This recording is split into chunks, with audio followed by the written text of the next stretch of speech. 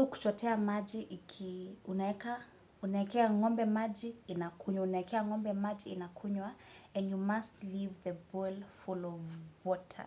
So that is like, I'm giving you an idea of how my upbringing was. Nothing was special, just normal things.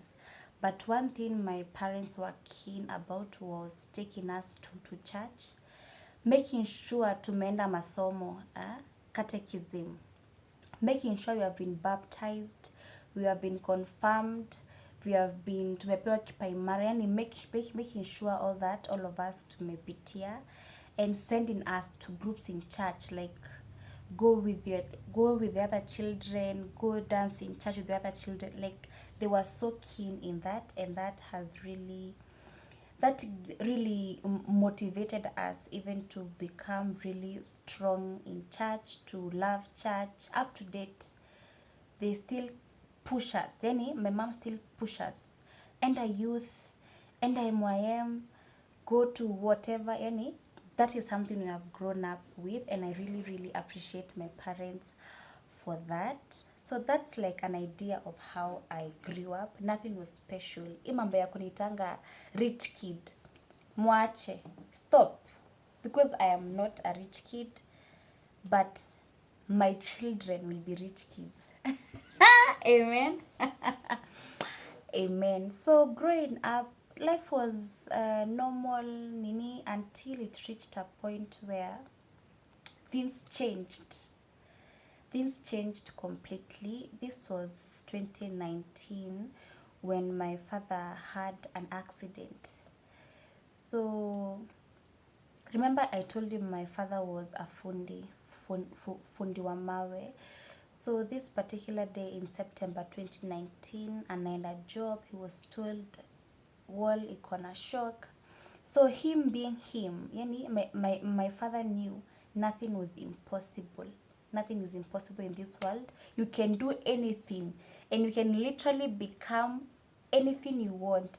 If you want to be the president of Kenya, you can become. If you want to be the president of the whole world, you can become. The sky is the limit. Those were his words. The sky is the limit, and you can be whatever you want.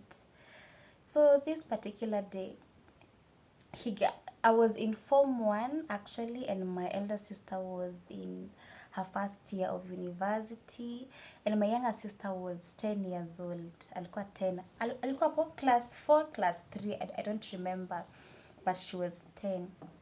So him going to work, anaambiwa wall iko na shock. So him being the fundi, he went to fix it, and unfortunately he was electrocuted and he got an accident, rushed to the hospital. It was an emergency, very severe. It reached a point where they had to amputate, or in other words, to cut off his, was it right?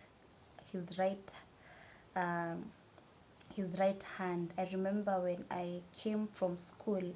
All this time, I don't know, mimi niko shule, tunafunga October for November, December holidays. So all this time, I have no idea what's happening. So I remember coming home October 23rd. We had just closed school. Coming home, and a child wa kijiji anakuja ananiambia, Njeri, baba yako amekatwa mikono na miguu. Hana.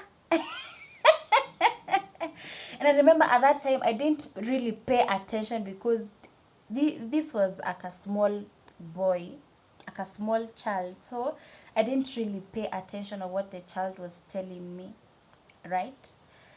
And going home, I saw my mom. I was so happy, and she told me that your dad alipata shock na ako hosi. I don't remember how I acted, but si kuchukulia kama a big deal, because my mom told me ako hosi, but atarudi. She didn't even tell me hana mkono. She didn't even tell me that. She told me that later, hiyo jioni. Right? So I said, it's okay, he will be better, it's just an accident, he will come home. People get accidents, they go, they heal, they come back home. So that was in my mind. That's what I thought. Sikuchukulia kama a big deal. And I remember that day going to greet my grandmother, my aunties, and they are wondering, how is this girl so calm?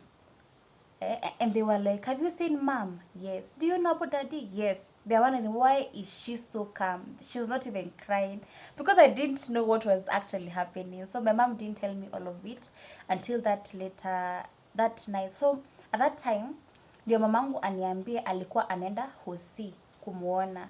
So she went and then she came back later at night and she told me the whole story, what happened, blah blah blah. And I think I had mixed emotions. Unajua at this time I was 15 years. Puberty ndio ilikuwa imefika climax. So you have mixed emotions. You don't know how to feel, you don't know how to act, you don't know how to behave. So my emotions were like that. I didn't actually know how to, I didn't know what to think, ama what to feel, ama what to do, what. But I remember I cried, but not ile sana. So I told my mom, I want to go and see my father. And my mom was like, it's okay, we shall go.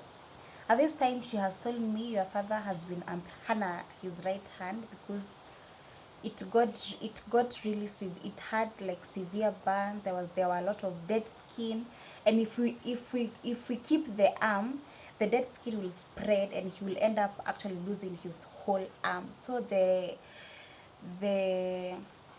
best thing to do was to cut his